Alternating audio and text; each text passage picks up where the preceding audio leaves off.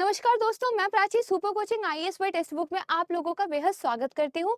आत्मनिर्भर भारत की ओर भारत ने एक और कदम बढ़ा दिया है और भारत की तरफ से एप्पल ऐसी पहली कंपनी बन गई है जिसने एक महीने में $1 बिलियन के स्मार्टफोन्स को एक्सपोर्ट किया है।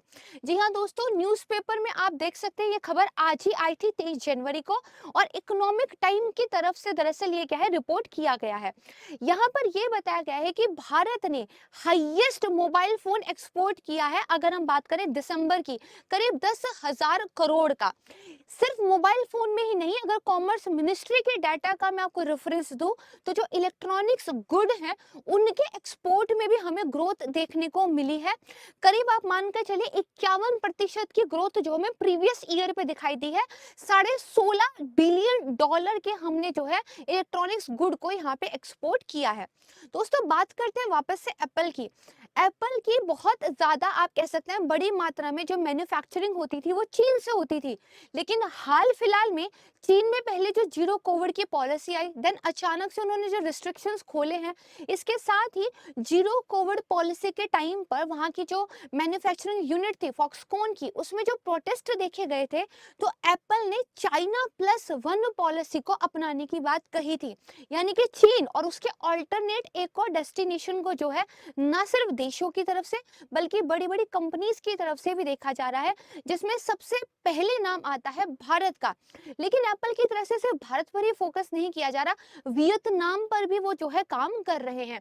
लेकिन यहाँ पर आप देख सकते हैं कि एप्पल ने धीरे धीरे जो है इंडिया को भी एज अ डेस्टिनेशन अपनाना शुरू कर दिया है, जो कि एक अच्छी बात है। आगे हम डाटा के माध्यम से देखेंगे कि भारत के अंदर मोबाइल फोन मैन्युफैक्चरिंग एक्चुअली काम कैसे कर रहा है। दोस्तों अगर बात करें तो लीडिंग इंडियन एक्सपोर्टर जो था वो सैमसंग था, लेकिन नवंबर में एप्पल ने उनको जो है सरपास कर दिया था और फिलहाल एप्पल जो है हाईएस्ट एक्सपोर्ट इंडिया से कर रहे हैं।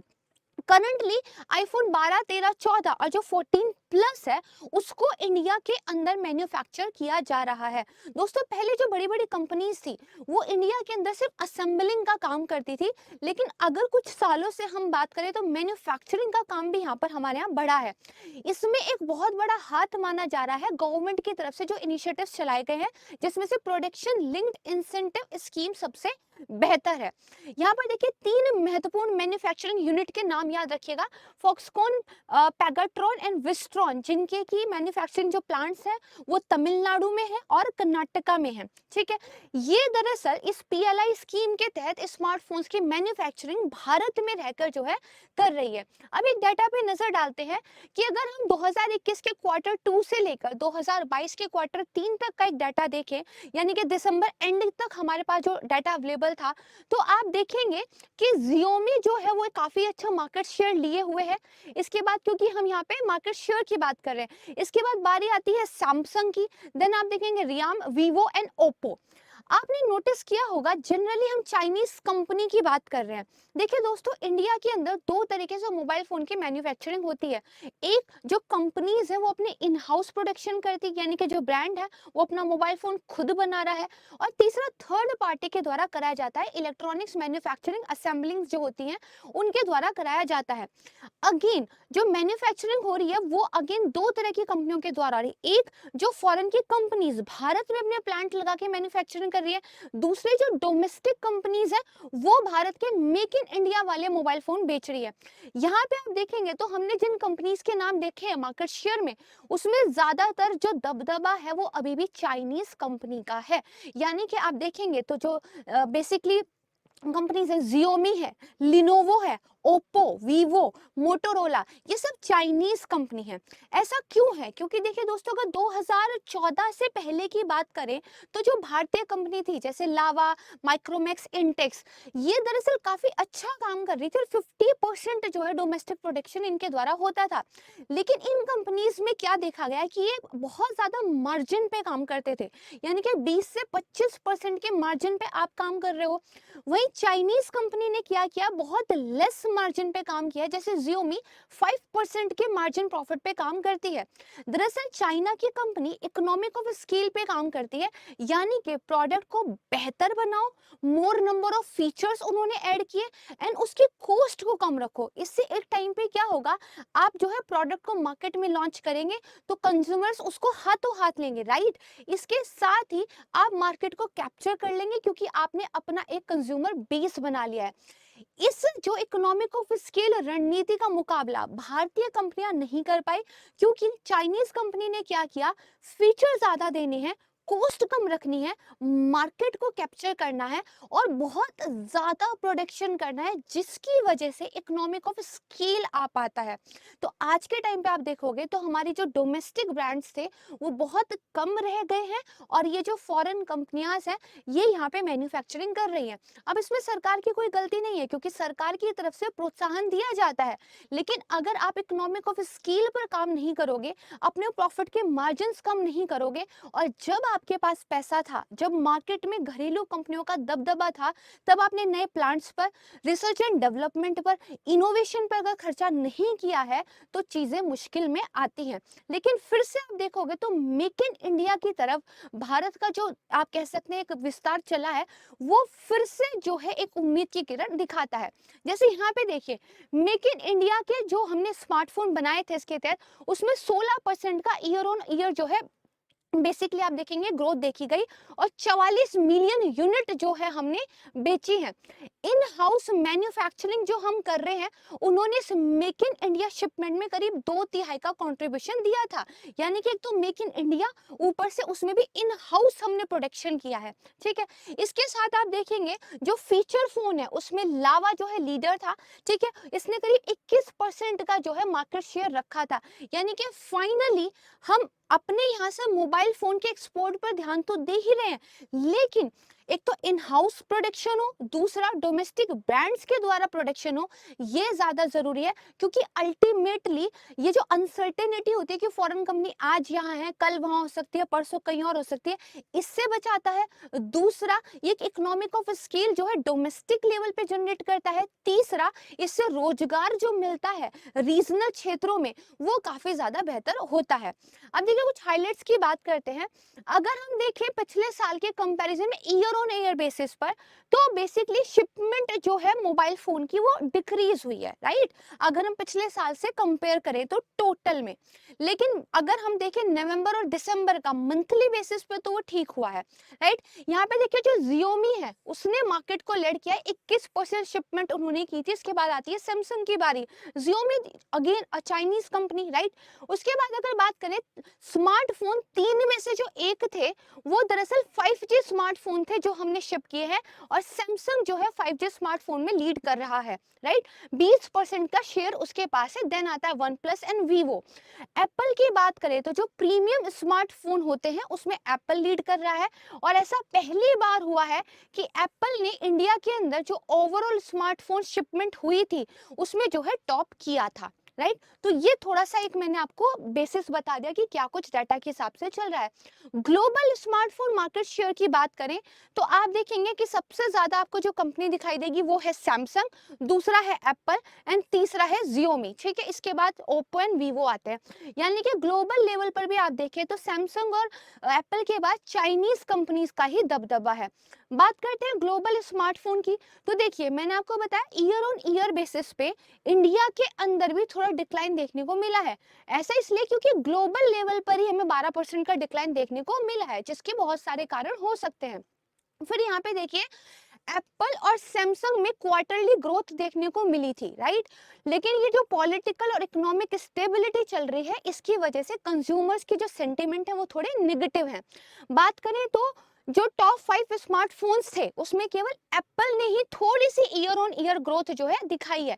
इसके अलावा Xiaomi और ओप्पो जो कि आप कह सकते हैं थोड़ा डिक्लाइन हुए थे, चाइना की जो कंडीशन चल रही थी उनकी वजह से, उनमें भी एक जो है रिकवरी दिखाई दी है।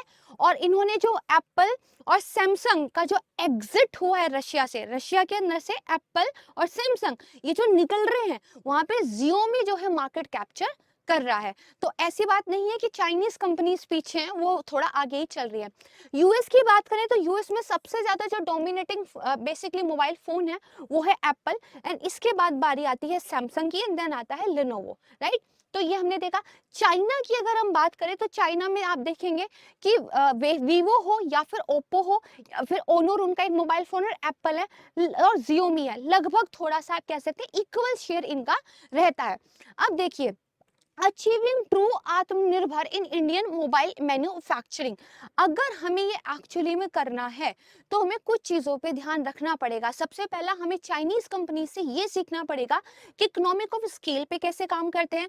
हमें अपने टैलेंट पूल को रिटेन करके रखना पड़ेगा। स्किल्ड वर्क फोर्स का जो है एक पूरा का पूरा पूल तैयार करना पड़ेगा। हमें अपने यहाँ पे रिसर्च एंड डेवलपमेंट पे काम करना पड़ेगा। अगर हम चाइनीज मोबाइल कंपनी को टक्कर देना चाहते हैं तो हमने कौन से अलग फीचर्स स्मार्टफोन में दिए हैं, हम उन्हीं फीचर्स को कॉपी करके लेकर आ रहे हैं जो ऑलरेडी से मार्केट में अवेलेबल है। हमने नया क्या दिया है किसी स्मार्टफोन में, ये देखना पड़ेगा। इसके अलावा सरकार जो प्रोडक्शन लिंक्ड इंसेंटिव स्कीम से फायदा दे रही है, उसको जो वियरेबल्स होते हैं लाइक स्मार्ट वॉच या फिर जो हियरेबल्स होते हैं या फिर जो कंपोनेंट्स होते हैं, उन पे भी थोड़ा सा ध्यान देना पड़ेगा, क्योंकि बेस अगर ठीक होगा तो बाकी चीजें अपने आप ठीक हो जाएंगी। इन कुछ चीजों पे अगर हम काम करते हैं तो आज भारत जो कि विश्व में दूसरे सबसे नंबर पर आप कह सकते हैं मोबाइल फोन मैन्युफैक्चरर है, फर्स्ट नंबर पे चाइना है, तो वो उसको ओवरकम कर सकता है। We have the possibility, right.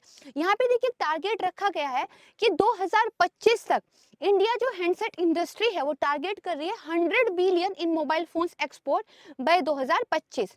तो ये 25 तक लेके आना है, क्या हो पाएगा? तो देखा जाए 2014 से 21 के बीच में जो मोबाइल फोन की प्रोडक्शन हुई है वैल्यू के हिसाब से हम देख रहे हैं, तो आप देखेंगे बहुत अच्छे तरीके से बढ़ा है। यानी कि हमने कॉन्टिन्यूसली ग्रोथ देखी है। 14 के बाद 15 में डिक्लाइन आया था, लेकिन उसके बाद लगातार ग्रोथ है। इस ग्रोथ को देखते हुए ये होप होती है कि we are in the right direction और हम शायद ये अचीव कर लेंगे। अब बात करते हैं थोड़ी सी मेड इन इंडिया की, राइट। तो made in India smartphone shipment share की बात करें हम, तो देखिए ये 2021 में अगर इतना था तो ये 2022 में जो है बढ़ा है, लगभग 16% की ग्रोथ हमें देखने को मिली है। ये कुछ बेसिकली कंपनीज हैं जो बेसिकली मेड इन इंडिया के तहत काम कर रही हैं।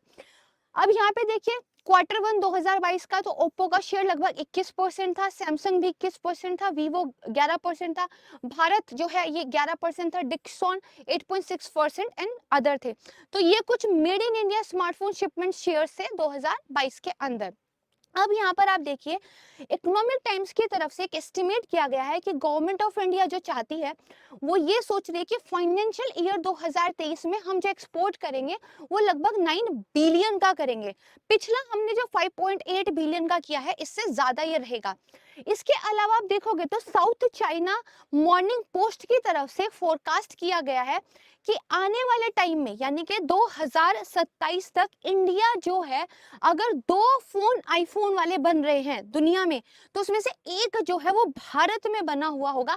आज हमारा परसेंटेज 5% है, लेकिन हम शायद 50% पर पहुंच सकते हैं। ये बहुत अग्रेसिव तरीके से उन्होंने एस्टिमेशन लगाया है, बहुत कुछ करना पड़ेगा।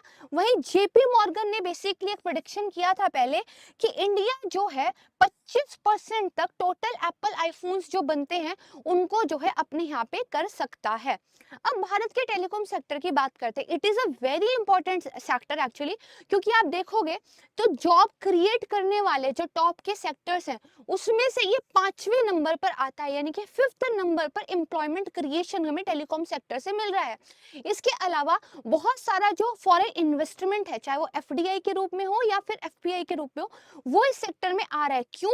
क्योंकि we have a large base of domestic consumers. आप देखेंगे 1.2 बिलियन मोबाइल फोन सब्सक्राइबर्स हैं हमारे पास, जिसमें से 750 मिलियन स्मार्टफोन यूजर्स हैं। अगर इनको टारगेट किया जाए तो कितना ज्यादा बड़ा मार्केट आपके पास है, you can assume it, right. इसके अलावा देखिए इंडियन सेल्यूलर एसोसिएशन ने ये कहा है कि भारत के अंदर जहां हम 2014 में 3 मिलियन डिवाइसेस बना रहे थे, अभी हम 21 में करीब 173 मिलियन डिवाइसेस पर पहुंच गए हैं। और अगर स्मार्टफोन मार्केट रेवेन्यू की बात करें तो करीब 38 बिलियन का जो है ये 2021 में था, 27% की ग्रोथ इसमें हुई थी 2020 के कंपैरिजन में। तो मैंने आपको जितना भी डाटा दिखाया, हर एक डाटा ग्रोथ दिखाता है और हर एक डाटा ये दिखाता है कि जो प्रोडक्शन लिंक्ड इंसेंटिव स्कीम थी सरकार की, वो एक्चुअली में सक्सेसफुल हुई है। अभी देखिए फिर से बजट आने वाला है, तो जो विश्लेषक है उनके तरफ से ये अनुरोध किया जा रहा है कि सरकार को इस तरह के इनिशिएटिव्स चालू रखने चाहिए और कुछ और चीजें जो है लेकर आनी चाहिए। यहाँ पर आप देखिए 21 दिसंबर 2022 को एक आर्टिकल आया था। ये जो पीएलआई स्कीम है, इसने मोबाइल फोन के लिए जो भी किया है ये मोस्ट सक्सेसफुल रही है, खुद गवर्नमेंट ऑफ इंडिया ने ये कहा है। यहाँ पर आप देखिए कि जो फास्टेस्ट ग्रोइंग फोन मैन्युफैक्चरर है भारत पूरे वर्ल्ड में, उसमें बहुत बड़ा योगदान इस स्कीम का रहा था। हम जो लार्जेस्ट जो है मैन्युफैक्चरर बन गए थे वर्ल्ड में, अगर हम वॉल्यूम की बात करें हैंडसेट में।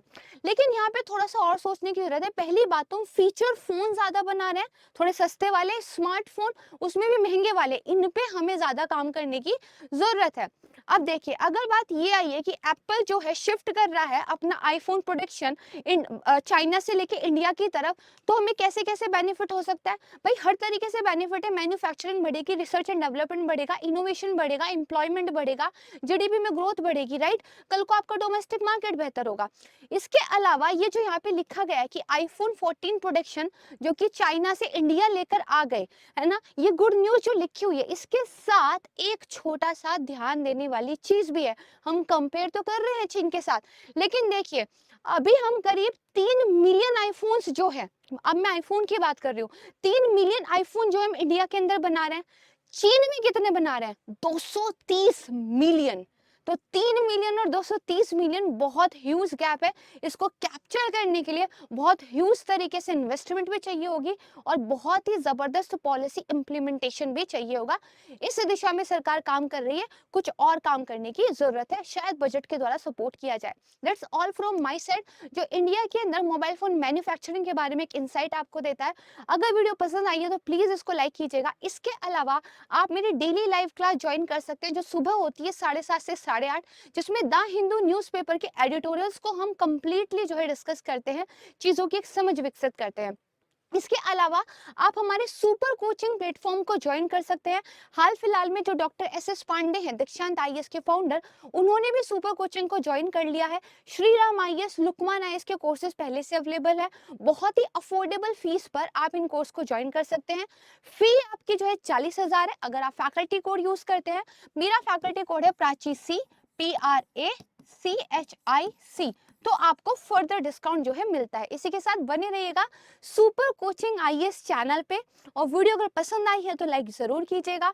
और आप मेरा टेलीग्राम चैनल भी ज्वाइन कर सकते हैं, यहाँ पे आपको स्कैन कोड दिया गया है, यहाँ से डायरेक्टली आप जो है ज्वाइन कर सकते हैं। पीपीटीज वगैरह मेरे द्वारा वहीं पर शेयर की जाती है। Thank you so much. स्वस्थ रहिए, सुखी रहिए, खुश रहिए। जय हिंद।